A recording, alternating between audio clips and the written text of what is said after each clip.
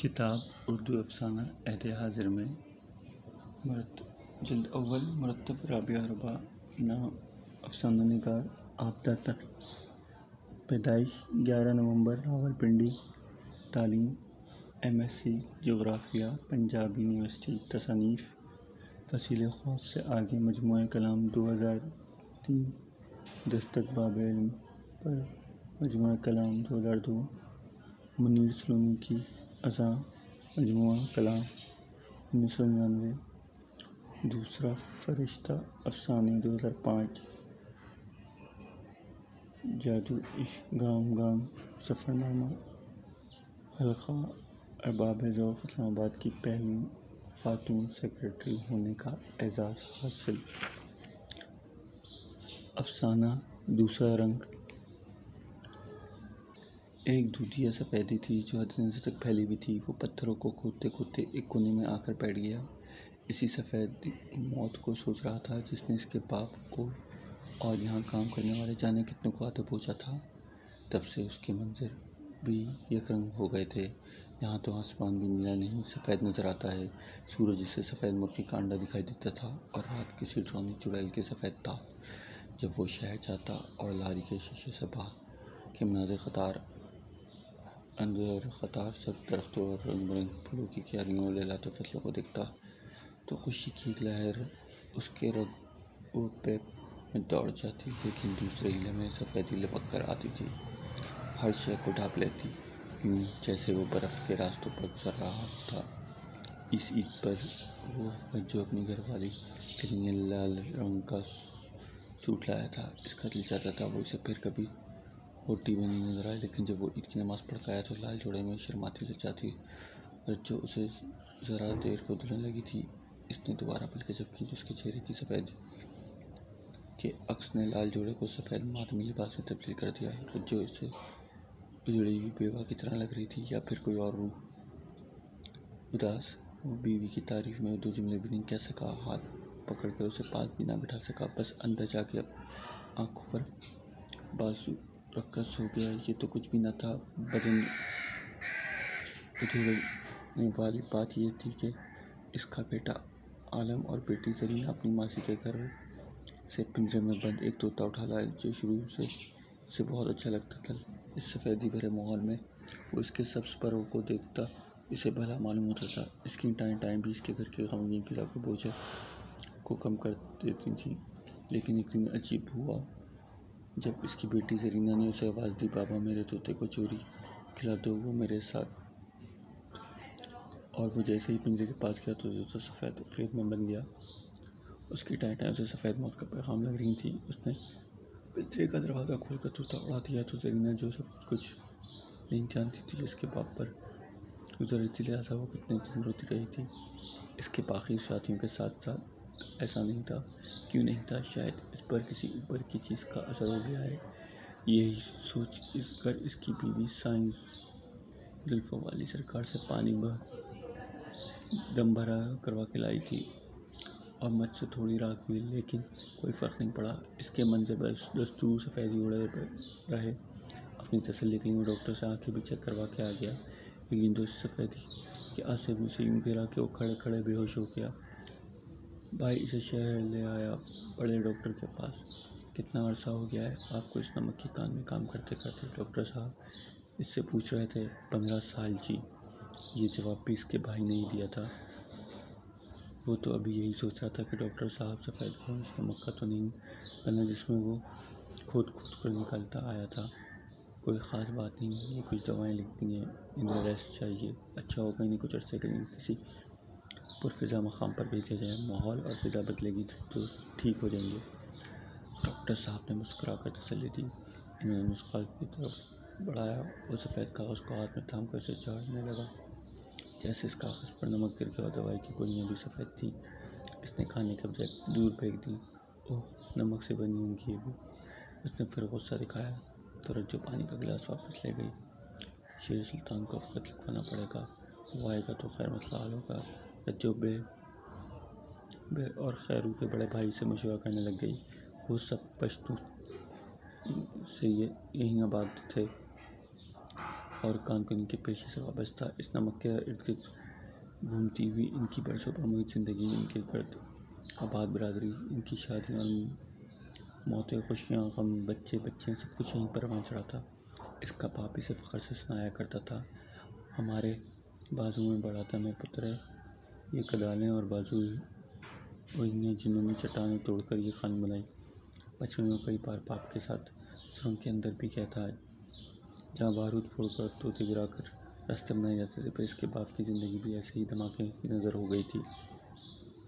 तो कॉन्ट्रैक्टर साहब ने इनके घर मुआवजा अदा करके इसके काम पर भर्ती होने की पेशकश भी माँ के हाथ पर धरी।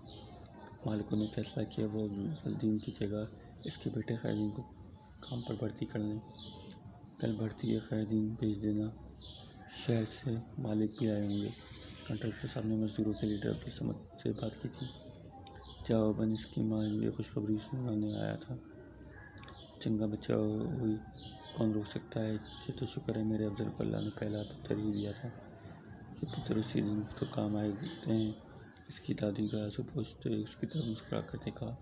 वो इसकी पीठ थपकती रही और वो अपने आंसू गले में उतार कर बैठा रहा। वो पहली बार नीली वर्दी पहनकर कुदाल उठाकर आया था। उसे अपने बड़े होने का एहसास खुशी दे रहा था। ख़ास तौर पर यौमिया वसूल करते हुए उसे ऐसी खुशी में हुई थी कि वो इसे बयान ही नहीं कर सकता था। लेकिन रफ्ता रफ्ता वो खुद भी इस सफ़ेदी का हिस्सा बन गया जो उसे अभी अच्छी नहीं लगती थी। वो घोड़ी चढ़ा था, हर रंग से अलग शनाख्त के साथ नजर आता था। रज्जो के घर में आने के बाद भी ज़िंदगी की रंगीनियाँ उसे लुत्फ़ दे रही थी। बेज़रीना और आलम का बचपन अभी से रंग हो रहा था कि नए जायक़े से आशना करने लगा। लेकिन जो उसका बेटा आलम बड़ा हो रहा था, उसे सफ़ेदी की भूख मिटने लग गई। क्या वो भी बेटे की विरासत में यही देकर जाएगा? इसके अगलों की तरह ये सफ़ेद ज़िंदान वहाँ पर सफ़ेद मौत नहीं वो घबरा कर उड़ जाता था। मैं इन्हें दूसरे रंग से भी दूँगा, जीते जी ये सफ़ेद ज़िंदान नहीं। इसने घबरा कर जरीना और आलम की तरफ देखा जो दादी के पास लेटे कहानी सुन रहे थे। फिर क्या हुआ दादी? आलिम के सवाल पर वो मुस्कुरा दिया। कभी वो खुद भी बाप से ऐसे ही सवाल पूछता था। फिर अल्लाह तुम्हारा भला करे पुत्र, बादशाह ने सबसे छोटी वाली शहज़ादी को बुलाकर पूछा। शहज़ादी, मैं तुम्हें कितना चंगा लगता हूँ। दादी ने मुक्के का कश लिया। इसकी गड़गड़ाहट के वक्फे से बच्चों को फिर मुश्तिल कर दिया। आगे बताए ना दादी। दोनों उठकर बैठ गए। लो जी, इस नेकबख्त ने कहा। अब्बा जी, आप मुझे इतने अच्छे चंगे लगते हैं, इतने चंगे लगते हैं जितना नमक। दादी ने कहा। अन्नी आगे बढ़ाई तो खैरदीन करवट बदलकर बोल पड़ा। बेबी जी बस करें ये फजूल कहानी और तुम सब भी सो जाओ अब। ओह, इतने अच्छे लगते हैं जितना नमक। दिमाग ख़राब था शहज़ादी का। वो बड़बड़ाया, लेकिन बेबे को ऊँचा सुनाई देता था। वो इस तरह बोलती रही। बस फिर क्या था? इतना सुनते ही बादशाह को चला ला गया। इसने शहज़ादी को घर से निकल जाने का हुक्म दिया। अल्लाह बड़ा बने यहाँ से पुत्र। बादशाह ने गुस्से के मुँह से निकलते हुए तकब्बुर के अल्फाज इसकी पकड़ोगी करनी खुदा की हुई कि इसके बाद शहज़ादी की शादी दूसरी सल्तनत के शहज़ादे से हो गई और इसने एक ही दिन अपने शौहर से कहकर बादशाह आपको दावत रख ली। बावर्चियों को हुक्म दिया कि सारा खाना बगैर नमक के बनाया जाए। जल्दी सुनाए ना आगे क्या होगा। जरीना आंखें नींद से बंद हो रही थी, लेकिन कहानी अब दिलचस्प मोड़ तक पहुँची थी। बस फिर क्या था? बादशाह ने के सामने खाने का ऐसा पान चुना गया था। वो जिस खाने को चखता वो बेस्वाद होता बगैर लून के, क्योंकि शहज़ादी ने लून तो खाने में डलवाया ही नहीं था। बादशाह जिस खाने को खाता वहीं छोड़ देता। आखिर उसमें सिराने गया। उसने मेज़बान शहज़ादी से पूछा, क्या इनके खानों में नमक का रवाज नहीं क्या जो इसे यूँ बेदायका खाने खिलाया गया? फिर क्या हुआ दादी? जल्दी सुनाए ना, बच्चे बेताब हो रहे थे। तो शहज़ादी ने वक्त ने कहा, बादशाह साहब मुझे बताया गया कि आपको नमक बहुत नापसंद है। इस पर बादशाह ने कहा, गलत, बिल्कुल गलत। नमक तो मुझे सबसे ज़्यादा पसंद है। भला नमक के बगैर कोई मज़ा रहेगा ज़िंदगी का। बस फिर शहज़ादी पर्दे से अंदर आ गया। नकाब उठाकर बोली, अब्बा जान मुझे पहचानिए, मैं ही वो शहज़ादी जिसे आपने अपने घर से निकाला था। मैंने कहा था आप मुझे इतने अच्छे लगते हैं जितना नमक। तो बादशाह शर्मिंदा हुआ, अपनी बेटी से माफ़ी मांगी, बेटी को गले लगाया और कहा, मैं मान गया नमक बहुत अच्छा होता है।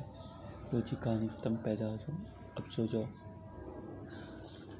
और खैरू ने कहानी ख़त्म होने पर चुपका सांस लिया। पता नहीं कि किसने की कहानियाँ जाती हैं। अगर बादशाह को नमक खोदते खोदते ज़िंदगी गुजारनी पड़ती तो मैं पूछता कितना अच्छा लगता। इसे नमक की बेबे की कहानियाँ भी ना इस नमक से भरपूर होती थी।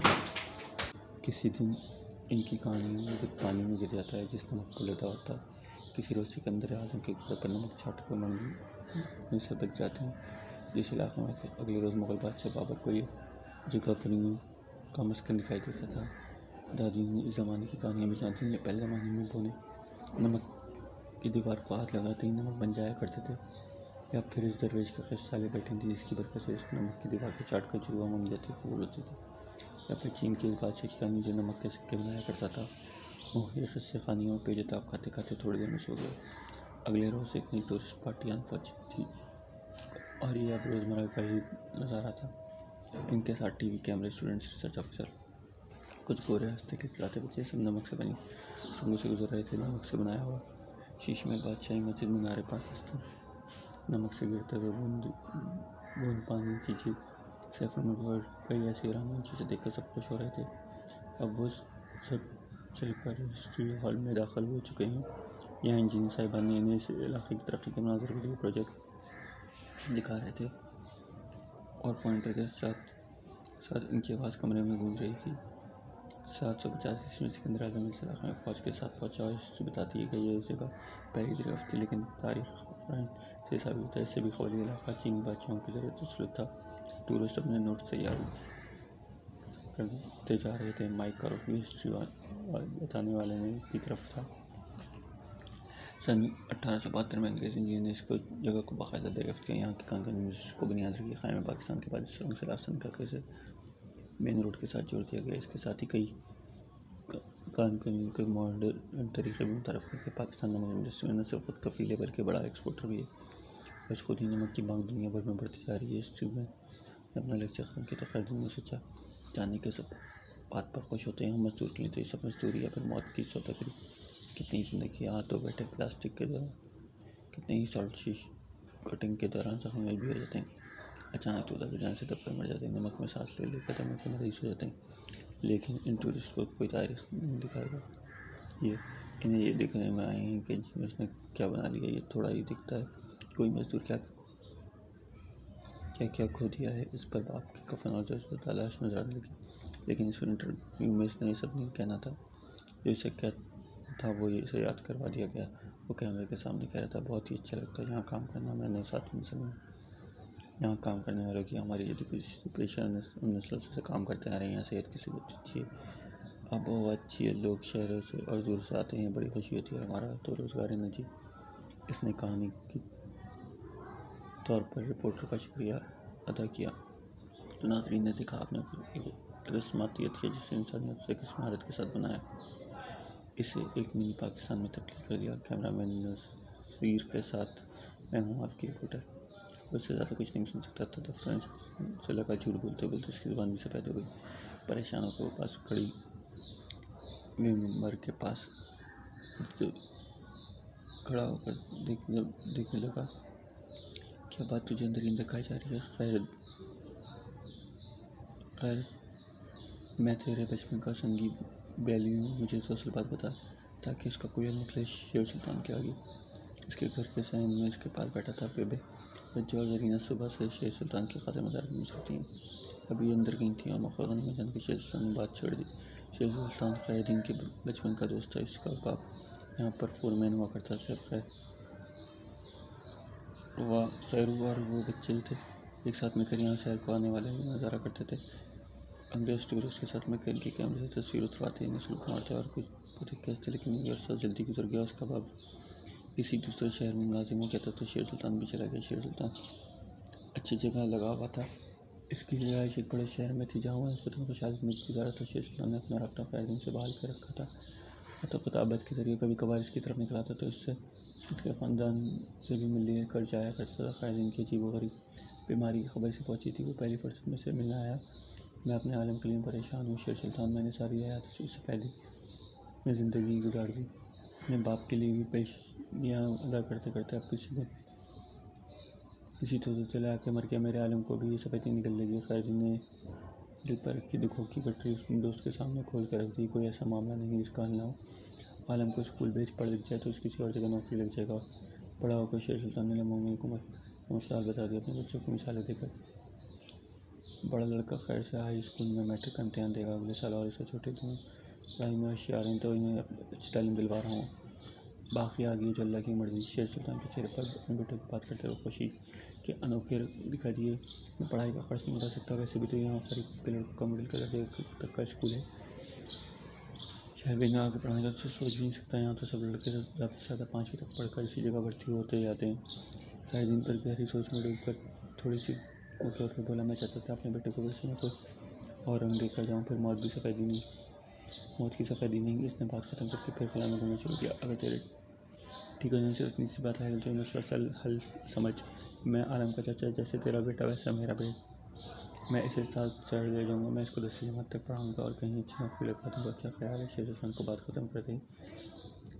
खैरुद्दीन इससे लिपट कर रोने लगे। मैं तेरा एहसान ज़िंदगी भर नहीं भूलूंगा शेर सुल्तान, इसकी तालीम की एक पाया अदा करूँगा। वो चुप कर, वह बकवास ना कर, बड़ा है अदायगी वाला दोस्त कहता है और बेपारी है जैसी बातें करता है।